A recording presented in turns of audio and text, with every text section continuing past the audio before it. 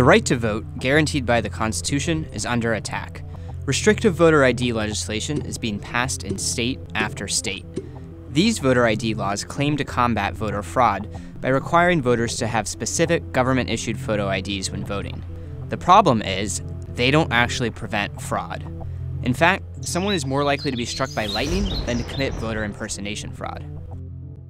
Let's look at Wisconsin, where a voter ID law has been passed. Out of 2.9 million votes cast in 2004, there are only 18 fraudulent votes. None of those votes were cast by someone impersonating someone else. Voter ID laws not only fail to prevent voter fraud, but they make voting more difficult for more than 558,000 people in Wisconsin without the required ID cards. It's a similar story in other states that have passed voter ID laws. South Carolina, Kansas, Tennessee, and Texas have each reported fewer than 10 cases of voter fraud over the past 5 years, but have millions of residents without the required identification.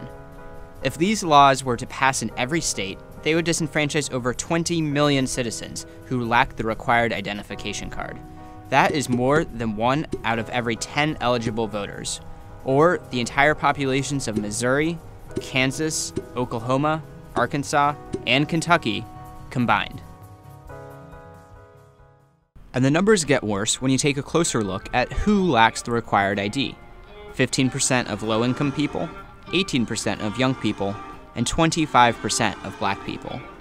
In Wisconsin alone, 59% of Latino women and 78% of black males between the ages of 18 and 24 lack the required identification, such as a driver's license. Older Americans, the disabled, and our veterans also face challenges in states with voter ID laws. The bill in Wisconsin also makes it more difficult for students to vote. The restrictive law accepts student IDs as a valid form of identification, as long as they have a photo, signature, and expire no later than 2 years after being issued.